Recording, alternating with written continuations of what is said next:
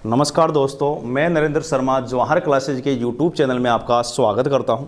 देखो, पिछली क्लास के अंदर अपन ने रणथंभौर के चौहान स्टार्ट किए थे और हमीरदेव चौहान के बारे में जानकारी प्राप्त करी थी। मैंने आपको रणथंभौर के हमीरदेव चौहान के बारे में बताया था। इसके अलावा रणथंभौर में चौहान वंश की स्थापना किस व्यक्ति द्वारा की गई, उन सब चीज़ों के बारे में अपन ने डिस्कस किया था। उससे थोड़ा आगे बढ़ते हैं और रणथंभौर के जो हमीरदेव चौहान है उसके ऊपर जो आक्रमण होगा अलाउद्दीन खिलजी द्वारा, उसको अपन पढ़ते हैं। पिछली क्लास में अलाउद्दीन खिलजी द्वारा जो अभियान भेजा गया था किसके खिलाफ, रणथंभौर के हमीरदेव चौहान के खिलाफ समझाने के लिए, वो वहां तक अपन ने पढ़ लिया था। इसके आगे अब क्या सीन रहता है वो अपन देखते हैं। ध्यान से देखना दोस्तों। अलाउद्दीन खिलजी ने, ध्यान समझना, अलाउद्दीन खिलजी ने 1301 ईस्वी, या अलाउद्दीन खिलजी, सीधा देख लीजिए आप, अलाउद्दीन खिलजी 1301 ईस्वी में हमीर पर आक्रमण करने रवाना हुआ। आक्रमण करने रवाना हुआ। ध्यान से देखना दोस्तों, जब आक्रमण करने रवाना होता है तो आक्रमण करेगा किस पे? एक दुर्ग है और उस दुर्ग को कहते हैं रणथंभौर दुर्ग। कौन सा दुर्ग है? रणथंभौर दुर्ग। और रणथंभौर दुर्ग मैंने आपको पहले भी बताया था कहाँ पे पड़ता है? सवाई माधोपुर। रणथंभौर दुर्ग आपके कहाँ पे पड़ता है? सवाई माधोपुर में। देखो, रणथंभौर दुर्ग की डिटेल तो अपन बाद में देखेंगे, थोड़ा बहुत मैं आपको रणथंभौर दुर्ग के बारे में बता देता हूँ। डिटेल अपन जब कला संस्कृति पढ़ेंगे, दुर्ग पढ़ेंगे, वहाँ पे इसको डिटेल से पढ़ेंगे, अध्ययन करेंगे। क्योंकि रणथंभौर दुर्ग खुद 1 से 1.5 घंटा लगेगा उसके अंदर। 2 या 3 क्लास का मैटर है रणथंभौर दुर्ग, तो उसको डिटेल में तो वहीं पढ़ेंगे। पर कुछ महत्वपूर्ण बातें हैं रणथंभौर दुर्ग की, वो मैं आपको बता देता हूँ। सबसे पहले तो रणथंभौर दुर्ग की बात करते हैं। यह है गिरी प्लस एरण दुर्ग है। गिरी प्लस एरण दुर्ग। देखो दोस्तों, गिरी का मतलब पहाड़ों से गिरा हुआ और एरण दुर्ग का मतलब होता है जंगलों से गिरा हुआ। ये शुक्र के अनुसार जो 9 आपकी श्रेणियां बताई गई हैं दुर्गों की, वो दुर्ग के अंदर अपना डिस्कस भी करेंगे। अलग अलग श्रेणियां हैं, गिरी दुर्ग है, एरण दुर्ग है, सहाय दुर्ग है, इसके अलावा ओदू दुर्ग है। बहुत सारी श्रेणियां हैं जिनके बारे में अपन डिस्कस करेंगे। अभी ये देखते हैं कि ये जो गिरी दुर्ग है, एरण दुर्ग है, मतलब ये है कि यह है पहाड़ों से गिरा हुआ है और आपके जंगलों से गिरा हुआ है। कौन सा दुर्ग है? रणथंभौर दुर्ग। आगे बात करते हैं इसका निर्माण की। आगे बात करते हैं इसके निर्माण की। देखो, इसका निर्माण माना गया है 8वीं शताब्दी। निर्माण कब माना गया है? 8वीं शताब्दी में। और ये जो 8वीं शताब्दी में निर्माण माना गया है, यह निर्माण करवाया था महाराजा जयंत। यह निर्माण किसने करवाया था? महाराजा जयंत ने। और यह बात क्या किसके द्वारा कही गई है या किस बात में लिखी हुई है? एनसीईआरटी। एनसीईआरटी के अनुसार रणथंभौर दुर्ग का जो निर्माण है वह 8वीं शताब्दी में करवाया गया। किसके द्वारा करवाया गया है? महाराणा या महाराजा जयंत द्वारा करवाया गया। ये एनसीईआरटी में लिखा हुआ है। जबकि इसका निर्माण जो माना गया है, इसके निर्माण की बात करते हैं। जो निर्माण माना गया है इसका एक्चुअल, इसका निर्माण माना गया है 944 ईस्वी। इसका निर्माण कब माना गया है? 944 ईस्वी 10वीं शताब्दी में। इसका निर्माण कब माना गया है? 944 ईस्वी 10वीं शताब्दी के अंदर इसका क्या माना गया है? निर्माण माना गया है। और इसके जो निर्माता थे उनका नाम है रणथंभन देव, या उन्हीं को कहते हैं महेश्वर ठाकुर रतिदेव। उन्हीं को क्या कहा गया है? रणथंभन देव या महेश्वर ठाकुर रतिदेव। तो रणथंभौर दुर्ग की बात करते हैं। गिरी दुर्ग है, एरण दुर्ग है। निर्माण इसका 8वीं शताब्दी में महाराजा जयंत द्वारा करवाया गया अकॉर्डिंग टू एनसीईआरटी के अनुसार। जबकि वास्तविकता में 944 में इसका क्या हुआ था? 10वीं शताब्दी में इसका निर्माण हुआ था। निर्माण करवाने वाले व्यक्ति कौन थे? रणथंभन देव या महेश्वर ठाकुर रतिदेव। ध्यान समझना दोस्तों, इसी रणथंभौर दुर्ग के अंदर आप बात करते हैं तो त्रिनेत्र गणेश जी का मंदिर है। इसी रणथंभौर दुर्ग के अंदर त्रिनेत्र गणेश जी का मंदिर, इसी दुर्ग के अंदर त्रिनेत्र गणेश जी का क्या है? मंदिर है। इसी दुर्ग के अंदर क्या है? त्रिनेत्र गणेश जी का मंदिर है। इसके अलावा अपन बात करते हैं तो इसी के अंदर आप बात करेंगे तो महाराणा सांगा की अधूरी छतरी। इसी दुर्ग में क्या है? महाराणा सांगा की अधूरी छतरी। इसी दुर्ग में है महाराणा सांगा की अधूरी छतरी। इसके अलावा मैं आपको बता देता हूं, इसी दुर्ग के अंदर आपके बात करते हैं तो अपने लिखना चाहे तो मैं आपको बता देता हूं, ध्यान से देखना दोस्तों। इसी दुर्ग की बात करते हैं तो अपने इसी दुर्ग के अंदर महाराणा सांगा की अधूरी छतरी है। इसी दुर्ग के अंदर अपने जय सिंह चौहान की छतरी है, जय सिंह चौहान की छतरी है। इसी दुर्ग के अंदर अपने जय सिंह चौहान की छतरी। ध्यान समझना, ये जो जय सिंह चौहान की छतरी है ये 32 खंभों की छतरी है दोस्तों। ये कितने खंभों की छतरी है? 32 खंभों की छतरी। ध्यान समझना, ये जो 32 खंभों की छतरी है, इसी जय सिंह चौहान की छतरी को न्याय की छतरी कहते हैं। कैसी छतरी कहते हैं? न्याय की छतरी कहते हैं। ध्यान से देखना दोस्तों, रणथंभौर दुर्ग के अंदर एक छतरी है जय सिंह चौहान की छतरी, 32 खंभों की छतरी है और न्याय की छतरी है। ध्यान से समझना क्यों कहते हैं और क्यों 32 खंभों की छतरी बनाएगी। देखो, हमीरदेव चौहान की बात करते हैं। हमीरदेव चौहान ने ये छतरी का निर्माण करवाया। हमीरदेव चौहान ने क्या करवाया था? इस छतरी का निर्माण करवाया था। हमीरदेव चौहान के पिता हैं जय सिंह चौहान। हमीरदेव चौहान के पिता कौन है? जय सिंह चौहान है। हमीरदेव चौहान के पिता जय सिंह चौहान ने 32 वर्षों तक राज किया था। कितने वर्षों तक राज किया था? 32 वर्षों तक राज किया था। इसलिए हमीरदेव चौहान ने अपने पिता की याद में यहां पे एक छतरी बनवाई। कितने खंभों की? 32 खंभों की। और 32 खंभों की छतरी अपने पिता की याद में बनवाता है, इसलिए इसको क्या कहा जाता है? 32 खंभों की छतरी कहा जाता है। इसी छतरी के ऊपर बैठ के हमीरदेव चौहान न्याय करता था। इसी छतरी के ऊपर बैठकर हमीरदेव चौहान क्या करता था? न्याय किया करता था। इसलिए इस छतरी को क्या कहा गया है? न्याय की छतरी भी कहा गया है। दोस्तों आगे देखते हैं। देखो, त्रिनेत्र गणेश जी का मंदिर यहीं पे है, महाराणा सांगा की अधूरी छतरी यहीं पे है, जय सिंह चौहान की छतरी यहीं पे है, 32 खंभों की छतरी है और न्याय की छतरी इसको कहा गया है। इसके अलावा वेरी मोस्ट बात है दोस्तों, एक दरवाजा है, नवलखा दरवाजा। एक दरवाजा है, नवलखा दरवाजा। वेरी मोस्ट बात है। इसका जो प्रवेश द्वार है इसको नवलखा दरवाजा कहा जाता है। तो रणथंभौर दुर्ग को नवलखा दरवाजा के नाम से भी जाना जाता है। और ये बार बार एग्जाम में आया हुआ क्वेश्चन है कि नवलखा दरवाजा कहां पे है? तो रणथंभौर दुर्ग के अंदर नवलखा दरवाजा है। दोस्तों ध्यान समझना, रणथंभौर दुर्ग की कुछ महत्वपूर्ण बातें करिए अपन ने। बहुत बड़ा है रणथंभौर दुर्ग। रणथंभौर दुर्ग की बहुत सारी बातें हैं, इसके उपनाम है, इसके बारे में बहुत सारे कथन कहे गए हैं, बहुत सारी प्रसिद्धियां हैं, बहुत सारी चीजें हैं। जब रणथंभौर दुर्ग के अंदर दरगाह है तो बहुत सारी बातें हैं जिनको अपन रणथंभौर दुर्ग जब पढ़ेंगे वहां पर डिटेल से बात करेंगे। अभी जो मैंने बात करी उनको ध्यान रखना। रणथंभौर दुर्ग सवाई माधोपुर में है। गिरी और एरण दुर्ग है। गिरी का मतलब पहाड़ों से घिरा हुआ, एरण का मतलब होता है जंगलों से घिरा हुआ। इसका निर्माण हुआ था 8वीं शताब्दी में। और 8वीं शताब्दी जो निर्माण माना गया है वो आपकी एनसीईआरटी बुक के अनुसार माना गया है। उसके निर्माता है महाराजा जयंत। जबकि जो ज्यादा बेस के ऊपर इसका आंसर माना गया है वो है 944 ईस्वी या 10वीं शताब्दी में इसका निर्माण हुआ है। और रणथंभन देव या महेश्वर ठाकुर दत्तीदेव जो है इसके निर्माता है। त्रिनेत्र गणेश जी का मंदिर यहाँ पे ही है। महाराणा सांगा की अधूरी छतरी यहीं पे है। यहीं पे 32 खंभों की छतरी, जय सिंह चौहान की छतरी जिसे न्याय की छतरी कहते हैं, वो भी यहीं पे है। नवलखा दरवाजा भी यहीं पे है। और इसके बारे में एक अबुल फजल ने कथन कहा है। एक कथन कहा गया है, अबुल फजल ने एक कथन कहा और वो कथन भी देख लेते हैं। क्या कथन बोलता है? बाकी सब दुर्ग नंगे हैं, बाकी सब दुर्ग नंगे हैं, लेकिन यह दुर्ग या यह बख्तरबंद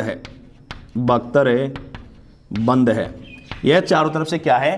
पैक है। और आपको रणथंभौर दुर्ग की अगर आकृति की बात करते हैं तो इसकी आकृति जो है अंडाकार है। इसकी आकृति की बात करते हैं तो इसकी आकृति कैसी है? शेप कैसी है इसकी? अंडाकार है। ये क्यों पढ़ रहे हैं भी देखते हैं। देखो, इसी रणथंभौर दुर्ग के अंदर एक शासक थे। उस शासक का नाम है हमीरदेव चौहान। वो शासक कौन है? आपके हमीरदेव। ध्यान समझना। देखो दोस्तों, मैं आपको बताता हूं, जो भी गिरी दुर्ग वगैरह होते हैं वो सेफ्टी के लिए बनाए जाते थे पहले। तो अलाउद्दीन खिलजी किसके ऊपर आक्रमण कर रहा है? रणथंभौर दुर्ग के आक्रमण कर रहा है। तो रणथंभौर दुर्ग कैसा दुर्ग है? आपकी गिरी दुर्ग है। इसके ऊपर आक्रमण करने के लिए आपको इसके अंदर प्रवेश करना पड़ेगा साहब। और प्रवेश आप डायरेक्ट नहीं कर सकते। प्रवेश आप क्या नहीं कर सकते? डायरेक्ट नहीं कर सकते हैं। और डायरेक्ट नहीं कर सकते क्योंकि अंदर प्रवेश करने के लिए बड़े बड़े दीवारें हैं, जो इनका परकोटा है इस हिसाब से बनाया गया था, आप अंदर जा नहीं सकते।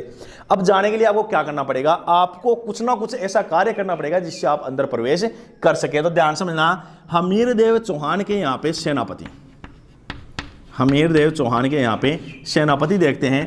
एक सेनापति है रणबल,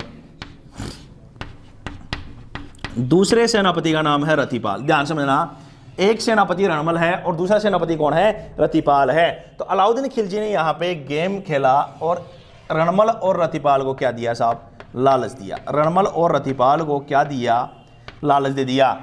हमीरदेव चौहान के दो सेनापति थे, रणमल और रतिपाल। इनको अलाउद्दीन खिलजी द्वारा लालच दिया गया कि आप में से किसी को क्या बना दिया जाएगा, शासक बना दिया जाएगा एक को, और क्या कर देंगे, आपके राजा के बारे में और आपके जो गुप्त मार्ग है उनके बारे में हमें बता दिया जाए। तो रणमल और रतिपाल ने क्या किया, गुप्त मार्ग बताए। रणमल और रतिपाल ने गुप्त मार्ग बताए। ध्यान से समझना दोस्तों, रणमल और रतिपाल जब गुप्त मार्ग बताता है तो अलाउद्दीन खिलजी ने क्या किया, हमीरदेव चौहान के ऊपर आक्रमण किया। हमीरदेव चौहान के ऊपर आक्रमण किया, और जब आक्रमण करता है तो हमीरदेव चौहान ने क्या किया दोस्तों, केसरिया किया। हमीरदेव चौहान ने क्या किया, केसरिया किया। और हमीरदेव चौहान युद्ध में लड़ते हुए वीरगति को प्राप्त हुआ। हमीरदेव चौहान युद्ध में लड़ते हुए वीरगति को प्राप्त हुआ। ध्यान समझना दोस्तों, आगे बढ़ते हैं अपन।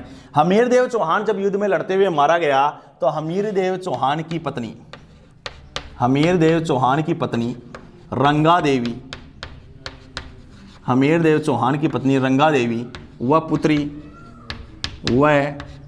पुत्री देवल देने, पुत्री देवल देने जल जोहर किया, जल जोहर किया। और जब ये जल जोहर करती है तो ये हो गया राजस्थान का प्रथम जोहर व साका, प्रथम जोहर व साका। अभी देखेंगे डिटेल में जोहर और साका क्या होता है। तो ध्यान समझना, हमीरदेव चौहान के सेनापति रणमल और रतिपाल को क्या दिया गया, लालच दिया गया। तो रणमल और रतिपाल ने क्या कर दिया, गुप्त मार्ग बता दिए। गुप्त मार्ग बता दिए तो अलाउद्दीन खिलजी ने क्या कर दिया, आक्रमण कर दिया। अलाउद्दीन खिलजी जब आक्रमण करता है तो आपके हमीरदेव चौहान केसरिया करता है तथा इनकी पत्नी रंगादेवी व पुत्री देवलदे ने क्या किया, जल जोहर किया। और जब ये जल जोहर करती है तो ये राजस्थान का क्या कहलाता है, प्रथम जोहर कहलाता है और राजस्थान का ही प्रथम साका कहलाता है। जोहर, केसरिया, साका, अर्ध साका क्या होगा वो आगे अपने देखेंगे दोस्तों। आगे देखते हैं, ध्यान समझना, समझने की कोशिश करना। ये युद्ध हो क्यों रहा है, इसका तो अपन ने नाम ही नहीं लिया। पहले देखा था कि भाई एक व्यक्ति था मीर महमूसा, तो ये युद्ध हो क्यों रहा है, मीर महमूसा की वजह से। तो ध्यान से देखना, अलाउद्दीन खिलजी को घायल अवस्था में नजर आया। अलाउद्दीन खिलजी को घायल अवस्था में नजर आया। घायल अवस्था में नजर आया कौन, मीर महमूद शाह। कौन नजर आया दोस्तों, मीर महमूद शाह। ध्यान से समझना दोस्तों, जब यह है घायल अवस्था में नजर आता है तो मीर महमूसा के पास जाता है अलाउद्दीन खिलजी, इसको बोलता है कि हे मीर महमूसा, तूने जो किया ठीक है, लेकिन तेरे बलबूते, तेरे कारनामों की वजह से मैंने क्या कर ली है, रणथंबोर के ऊपर फतेह हासिल कर ली है। रणथंबोर के ऊपर मैंने क्या कर ली है, विजय हासिल कर ली है। तो मैं चाहता हूं कि मैं तेरे को क्या कर दूं, हॉस्पिटलाइज करवा दूं, तेरी मरम्मत करवा दूं। भाई मैं जानना चाहता हूं कि मैं तेरी अगर मरम्मत करवाता हूं, तेरे को ठीक करवा देता हूं इस अवस्था से, तो तू क्या करेगा। तो मीर महमूद साहब बोलता है, बोला महाराज सबसे पहले तो करूंगा चिमना बेगम से शादी। सबसे पहले तो क्या करूंगा, चिमना बेगम से शादी, और फिर आपका धड़ से क्या कर दूंगा, सिर अलग कर दूंगा। ऐसे जब कटुन वचन कहे किसको, अलाउद्दीन खिलजी को, तो अलाउद्दीन खिलजी ने क्या किया दोस्तों, अलाउद्दीन खिलजी ने इस मीर महमूद शाह को पागल हाथी के पैरों से कुचलवा दिया। इस मीर महमूद शाह को पागल हाथी के पैरों से कुचलवा दिया।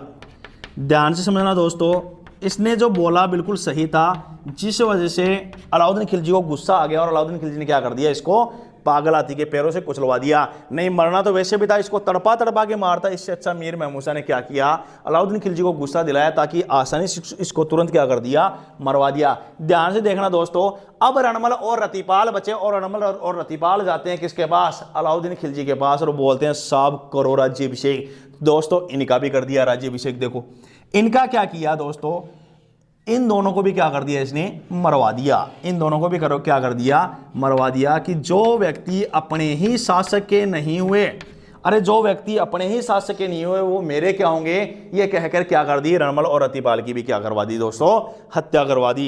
एक बार इसको रिपीट करते हैं दोस्तों, ध्यान से समझना।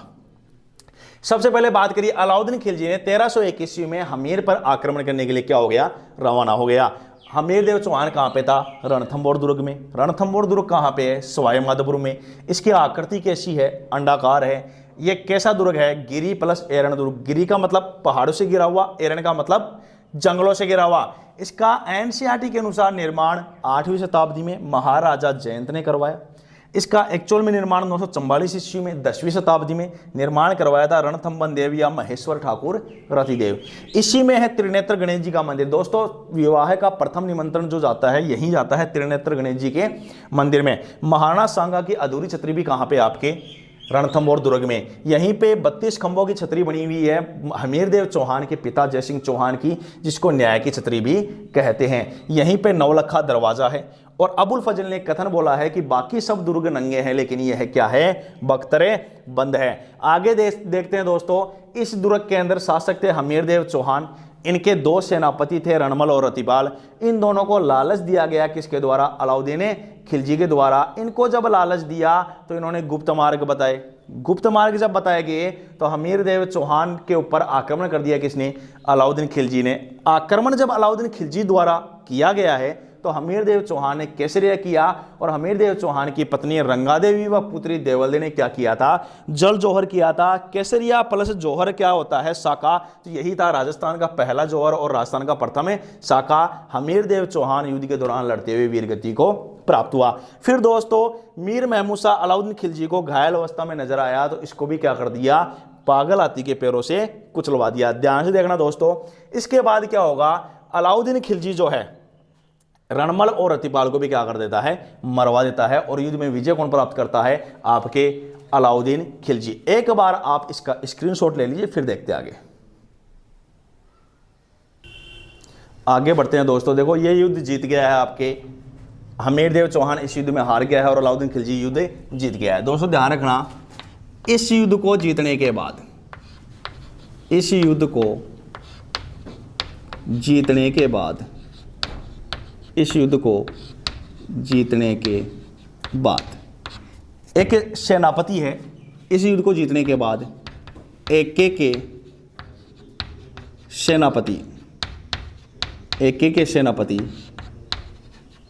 अमीर खुसरो, एके के सेनापति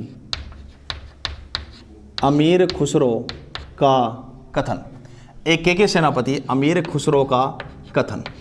और अमीर खुसरो क्या बोलता है, अमीर खुसरो क्या बोलता है, ध्यान समझना। आज कुफ्र का गढ़, आज कुफ्र का गढ़ इस्लाम का हो गया। आज कुफ्र का गढ़ क्या हो गया, इस्लाम का हो गया। ध्यान समझना दोस्तों, इस युद्ध को जीतने के बाद अलाउद्दीन खिलजी के सेनापति अमीर खुसरो का एक कथन था कि आज कुफ्र का गढ़ क्या हो गया, इस्लाम का हो गया। इसके अलावा बात करते हैं, इंपॉर्टेंट है, ये क्वेश्चन भी एग्जाम में पूछा जा चुका है। इसके बाद में बात करते हैं कि एक कहावत या एक कथन प्रसिद्ध है हमीर के बारे में, हमीर के बारे में प्रसिद्ध, हमीर के बारे में प्रसिद्ध, हमीर के बारे में क्या प्रसिद्ध है देखते हैं। तिरिया तेल हमीर हट, तिरिया तेल हमीर हट, तिरिया तेल हमीर हटे, चढ़े न दूजी बार, चढ़े न दूजी बार। तिरिया तेल हमीर हट चढ़े न दूजी बार, किसके बारे में कहा गया है ये कथन, हमीर देव चौहान के बारे में। ये अपने हट के लिए क्या था, प्रसिद्ध था दोस्तों। तो पहली बात थी, इस युद्ध को जीतने के बाद एके के सेनापति अमीर खुसरो ने कहा था कि आज कुफ्र का गढ़ क्या हो गया है, इस्लाम का हो गया है। और दूसरी बात जो आपके सामने कही गई है, हमीर के बारे में प्रसिद्ध है कि तिरिया तेल हमीर हट चढ़े न दूजी बार। ध्यान से देखना दोस्तों, बहुत ही इंपॉर्टेंट है। हमीर ने भी एक नीति अपनाई थी, दिग्विजय की नीति, और खूब सारे अभियान किए थे और उनमें विजय प्राप्त करी थी, जो मैंने आपको पहले बताया भी है कि 17 युद्ध किए थे, उनमें से 16 में विजय प्राप्त करी थी। और एकमात्र युद्ध हारता है जो भी अपन ने पढ़ा था अलाउद्दीन खिलजी से। ध्यान से देखना दोस्तों, बहुत इंपॉर्टेंट बात बताने जा रहा हूं कि जो 17 में से 16 युद्ध जीतता है तो एक नीति अपनाई थी इसने, दिग्विजय की नीति। उनमें विजय प्राप्त करने के बाद में इसने एक यज्ञ करवाया था। तो ध्यान से देखना, उस यज्ञ को आरएस में आया हुआ क्वेश्चन भी है, हमीर ने कोटि जयन यज्ञ, अश्वमेघ जैसा ही होता है, अश्वमेघ जैसा कोटि जयन यज्ञ का आयोजन किया था। कोटि जयन यज्ञ का आयोजन किया था। ध्यान से मेरा दोस्तों, आरएस में क्वेश्चन आया था, इस कोटिजन यज्ञ के आचार्य, इस कोटिजनियन यज्ञ के आचार्य कौन थे? तो इसके आचार्य हैं विश्वरूप। इसके आचार्य कौन थे? विश्वरूप। इंपॉर्टेंट है, इसके आचार्य कौन थे? विश्वरूप। 3 बातें करिए। इसके अलावा एक शब्द आया था दोस्तों अभी थोड़ी देर पहले, नवलखा दरवाजा के नाम से किसको जाना जाता है?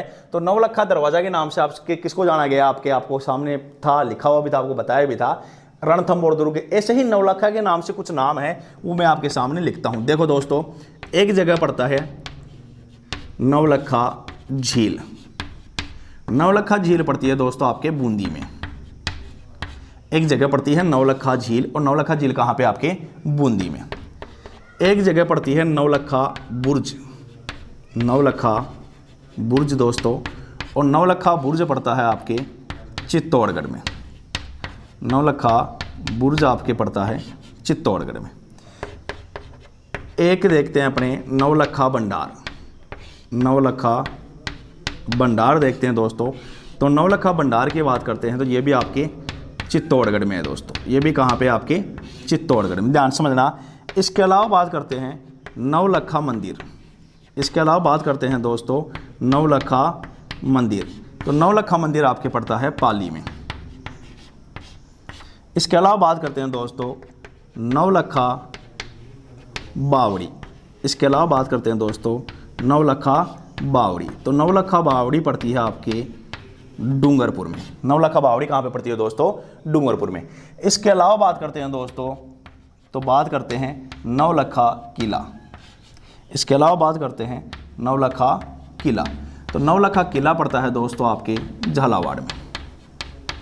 तो अपन ने देखा नवलखा बुर्ज और भंडार आपके चित्तौड़ में है, नवलखा झील आपके बूंदी में है, नवलखा मंदिर आपके पाली में है, नवलखा बावड़ी आपके डूंगरपुर में है, नवलखा दरवाजा आपके रणथंभौर में है, नवलखा किला आपके झालावाड़ में है। एक नवलखा महल आता है। एक कौन सा महल है? नवलखा महल। और नवलखा जो महल है वो आपके उदयपुर में है। वो आपके कहाँ पे है? उदयपुर में। ध्यान रखना दोस्तों, नवलखा महल में एक बाग है। नवलखा महल में एक बाग है और उस बाग का नाम है गुलाब बाग। इसी गुलाब बाग में बैठकर, इसी गुलाब बाग में बैठकर स्वामी दयानंद सरस्वती, स्वामी दयानंद सरस्वती ने अपनी पुस्तक बहुत इंपॉर्टेंट पुस्तक है, रेट में क्वेश्चन भी आया था, सत्यार्थ प्रकाश। अपनी पुस्तक सत्यार्थ प्रकाश का अधिकांश लेखन कार्य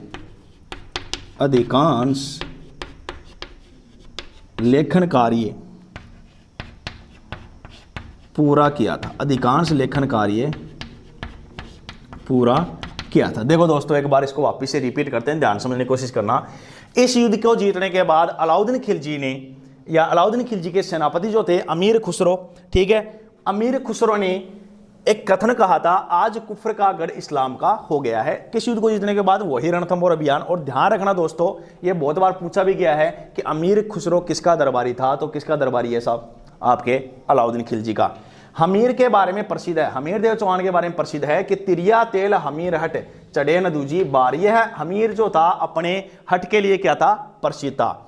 हमीर ने एक यज्ञ किया था, कोटि जयन यज्ञ, एक दिग्विजय की नीति अपनाई थी उसने। उस दिग्विजय की नीति में जब यह विजय प्राप्त करता है, उन विजय के उपलक्ष्य के अंदर एक यज्ञ करवाता है। उस यज्ञ का नाम है कोटि जयन यज्ञ। और ये यज्ञ जो है आपके अश्वमेघ जैसा ही यज्ञ है, और इसका आयोजन किया था और इसका जो आचार्य बनाया था, ये आचार्य किसको बनाया था दोस्तों, विश्वरूप को। इसके अलावा दोस्तों अपन ने नवलखा के नाम से के दरवाजा पढ़ा था, नवलखा दरवाजा रणथंभौर दुर्ग के अंदर है। तो उसी के नवलखा के नाम से कुछ राजस्थान के अंदर चीजें हैं, कुछ नाम है, उनको मैंने आपको बताया है दोस्तों। पहला नवलखा झील कहां पे है, बूंदी में है। नवलखा झील कहां पे दोस्तों, बूंदी में। नवलखा बुर्ज चित्तौड़गढ़, नवलखा बुर्ज कहां दोस्तों, चित्तौड़गढ़ में। नवलखा भंडार, नवलखा भंडार कहां दोस्तों, चित्तौड़। नवलखा भंडार कहां पे है, चित्तौड़गढ़ में। नवलखा मंदिर कहां दोस्तों, पाली में। नवलखा बावड़ी कहां दोस्तों, डूंगरपुर में। और नवलखा किला कहां पे है दोस्तों, झालावाड़ में। और एक नवलखा महल है, वो कहां पे है, आपके उदयपुर में है दोस्तों। और इसमें एक बाग है, गुलाब बाग। इसी में बैठकर स्वामी दयानंद सरस्वती, जब भारतीय इतिहास पढ़ेंगे वहां पे भी बात करेंगे, और जब अपने किसान व जनजाति आंदोलन पढ़ेंगे वहां पे भी इसकी बात करेंगे, स्वामी दयानंद सरस्वती की। इनकी एक पुस्तक है सत्यार्थ प्रकाश, जो पुस्तक है उसका अधिकांश लेखन कार्य इन्होंने क्या किया था, यहाँ पे बैठ के पूरा किया था। इसके आगे देखते हैं दोस्तों, एक बार आप इसका स्क्रीनशॉट ले लीजिए।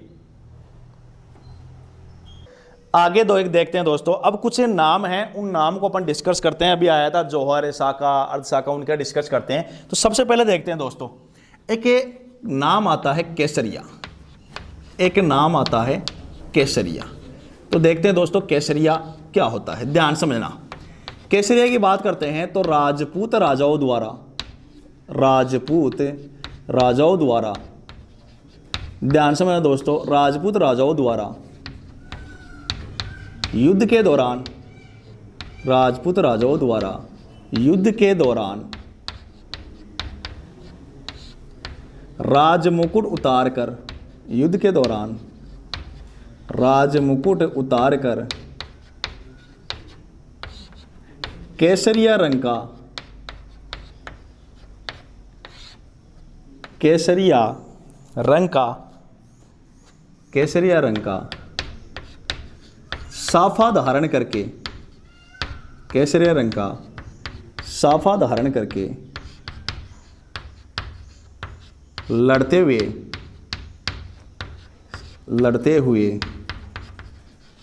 वीर गति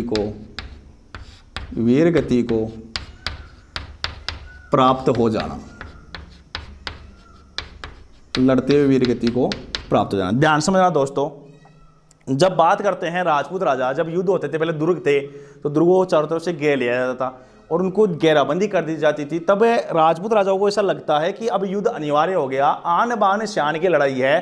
तो राजपूत राजा क्या करते थे कि इस मुकुट का जो राज सम्मान है उसको बचाने के लिए इस मुकुट को एक जगह स्थायी रूप से रख देते थे और केसरिया रंग का क्या करते थे, साफा धारण करते थे और युद्ध में कूद जाते थे, युद्ध में लड़ते थे। और लड़ते हुए जब वो वीर गति को प्राप्त जाते थे, वैसे तो देखो दोस्तों केसरिया साफा धारण करते ही केसरिया हो गया है, लेकिन वो लड़ते हुए वीर गति को प्राप्त हो जाते थे, तो इसको बोलते हैं केसरिया होना। तो राजपूत राजाओं द्वारा युद्ध के दौरान जब राजमुकुट उतार कर क्या किया जाता है, केसरिया रंग का साफा धारण किया जाता है और लड़ते हुए क्या हो जाते हैं, वीर गति को प्राप्त हो जाते हैं, तो इसको बोलते हैं दोस्तों केसरिया। ध्यान समझना। दूसरा शब्द आता है आपके जौहर, दूसरा शब्द आता है आपके जौहर। ध्यान समझना दोस्तों, जौहर की बात करते हैं तो जौहर क्या होता है। पहली बात, केसरिया पुरुषों द्वारा किया जाता है, एक्सेप्शंस अलग है, बाकी पुरुषों द्वारा ही किया जाएगा केसरिया। जौहर की बात करते हैं महिलाओं द्वारा,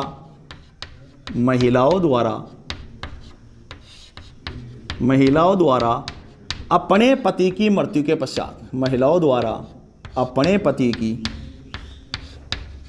मृत्यु के पश्चात, अपने पति की मृत्यु के पश्चात अपने मान सम्मान को बचाने के लिए, अपने मान सम्मान को बचाने के लिए, मान सम्मान को बचाने के लिए आग या जल में कूदकर, आग या जल में, आग या जल में अपने आप को समर्पित कर देना, अपने आप को समर्पित कर देना। ध्यान से देखना दोस्तों, महिलाओं द्वारा अपने पति की मृत्यु के पश्चात स्वयं को जीते जी आग या जल में समर्पित कर देना। किसको बचाने के लिए? अपने मान सम्मान को बचाने के लिए अपने आप को जब वो आग या जल में समर्पित कर देती है तो इसी को क्या कहते हैं दोस्तों? जौहर कहते हैं। बहुत इंपॉर्टेंट बात है। और देखो कई जगह लिखा हुआ है पहले जौहर हो गया, केसरिया हो गया, ऐसा कहीं कुछ नहीं है। पहले केसरिया ही होगा, उसके बाद में क्या होता है? आपके जौहर होगा। ध्यान से समझना दोस्तों, जब पति मरेगा ही नहीं तो उससे पहले वो जौहर क्यों करेगी?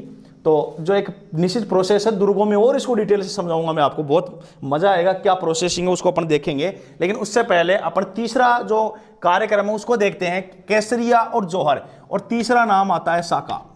तीसरा क्या होता है? साका। देखो दोस्तों, अगर केसरिया भी हो जाए, अगर क्या हो जाए? केसरिया भी हो जाए और क्या हो जाए? जौहर भी हो जाए। केसरिया भी हो जाए और क्या हो जाए? जौहर भी हो जाएगा, तो ये क्या हो जाएगा? साका। तो केसरिया प्लस जौहर क्या होता है? साका कहलाता है। एक नाम आता है आपके अर्धशाखा, एक नाम आता है आपके अर्धशाखा, उसको ध्यान से समझना है दोस्तों, इसको ध्यान से समझेंगे अपन। देखो, जो राजस्थान की किताबें लिखती है, पहले मैं वो आपके सामने बताता हूं आपको। अर्धशाखा क्या बताया गया है कि देखो कई किताबें तो लिखती है केसरिया तो हो, ध्यान समझना, केसरिया तो हो लेकिन जोर नहीं हो, केसरिया तो हो लेकिन जोर नहीं हो। तो दोस्तों जब केसरिया हो रहा है, जोर नहीं हो रहा, तो फिर इसको अपन केसरिया ही बोल देंगे, अर्धशाखा बोलने की जरूरत कहां है?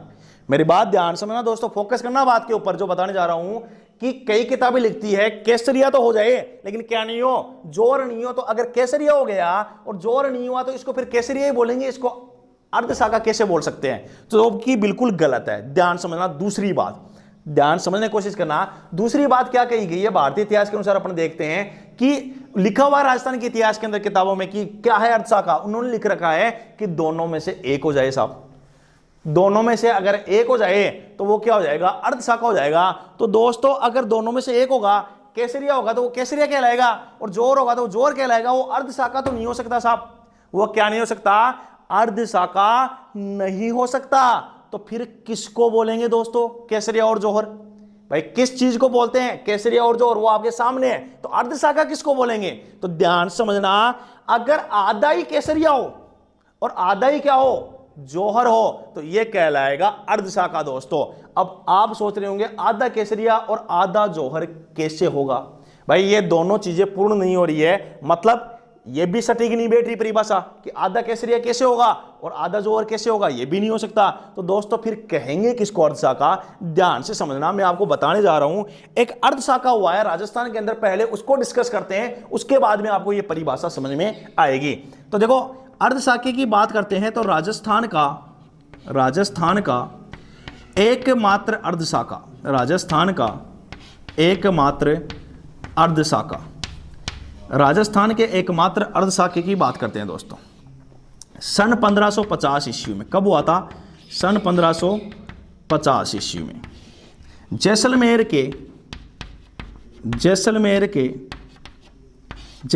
के लूणकरण भाटी के काल में, लूणकरण भाटी के काल में केसरिया तो हुआ, केसरिया तो हुआ लेकिन जौहर नहीं हुआ। केसरिया तो हुआ लेकिन जौहर नहीं हुआ। ध्यान से समझना दोस्तों, आक्रमणकारी था इस टाइम पे आक्रमण करने वाले व्यक्ति का नाम था कांधार नरेश अमीर अली।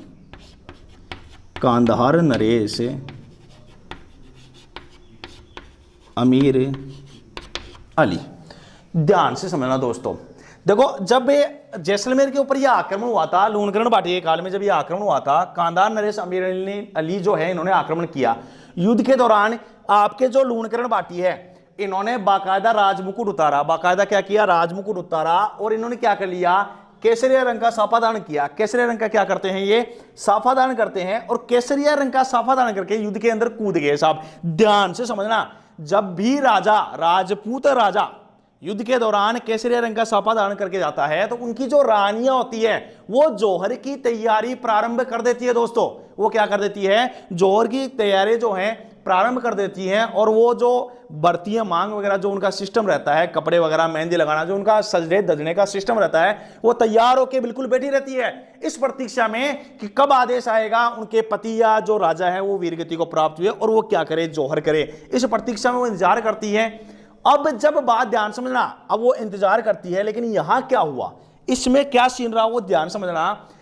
लूणकरण भाटी ने केसरिया तो कर लिया, और केसरिया करते ही इनका केसरिया हो गया आधा। इधर बात करते हैं साहब, इनका भी क्या हो गया, आधा जौहर हो चुका है। जब ये तैयार हो गई है जौहर के लिए तो आधा इनका जौहर हो चुका है। अब दोस्तों ध्यान समझना, आधा केसरिया हो जाए, आधा जौहर हो जाए तो अर्धशाखा कहलाएगा ये। बिल्कुल सही बात है। क्यों? क्योंकि अब लूणकरण भाटी क्या हुआ, इस युद्ध में वीरगति को प्राप्त हो गया दोस्तों। इस युद्ध में क्या हुआ, वीरगति को प्राप्त हुआ। इस युद्ध में क्या हो गया, वीरगति को प्राप्त हुआ। तो दोस्तों केसरिया तो हो गया दोस्तों, क्या हो गया है, केसरिया तो हो गया है, लेकिन जौहर क्या हुआ है, आधा ही हुआ है दोस्तों। जौहर आधा क्यों हुआ, क्योंकि लूणकरण भाटी की सेना युद्ध जीत गई। लूणकरण भाटी की जो सेना है वो युद्ध जीत गई दोस्तों, और जब वो युद्ध जीत गई तो अब जो यहाँ की महिलाएं हैं उनका मान सम्मान बचा रह गया, और उनको जौहर करने की आवश्यकता ही नहीं पड़ी, आवश्यकता महसूस ही नहीं हुई। लेकिन उनका आधा जौहर तो हो चुका था। तो ऐसे बोल सकते हैं राजस्थान का जो ये शाखा है, राजस्थान का जो शाखा है, इससे तो परिभाषा ये निकल के आती है अर्थशाखे से कि केसरिया तो हो, क्या परिभाषा निकल के आ रही है, केसरिया तो हो लेकिन क्या नहीं हो, जौहर नहीं हो। लेकिन एक्चुअल परिभाषा इसकी क्या होगी, केसरिया तो हो गया लेकिन जौहर जो हुआ है दोस्तों वो क्या हुआ है, अर्ध हुआ है, आधा हुआ है। केसरिया तो पूरा हो गया लेकिन जौहर क्या हुआ है, आधा हुआ है। जौहर के लिए तैयार हो गए लेकिन जौहर इन्होंने किया नहीं है, इसलिए क्या कहलाता है, अर्धशाखा कहलाता है दोस्तों। एक बार आप इसका स्क्रीनशॉट ले लीजिए। देखो दोस्तों, आज अपने रणथंभौर के चौहान पढ़े हैं, और रणथंभौर के चौहान के साथ साथ रणथंभौर के चौहान को कंप्लीट भी कर दिया है। आगे जो पढ़ना स्टार्ट किया था अपन ने, आज रणथंभौर के चौहान एंड हो गए हैं। मैंने नवलखा वगैरह के बारे में आपको बता दिया है, केसरिया क्या होता है, जौहर क्या होता है, शाखा क्या होता है, अर्धशाखा क्या होता है, इनके बारे में आपको डिटेल से मैंने बता दिया है। उम्मीद करता हूं दोस्तों आपको ये वीडियो पसंद आया होगा, और अगर आपको ये वीडियो पसंद आया है तो इसको आप लाइक कीजिए, चैनल को सब्सक्राइब कीजिए, वीडियो शेयर कीजिए, और बेल आइकन बटन को प्रेस कर लीजिए ताकि आपको ये वीडियो मिलते रहे। धन्यवाद दोस्तों।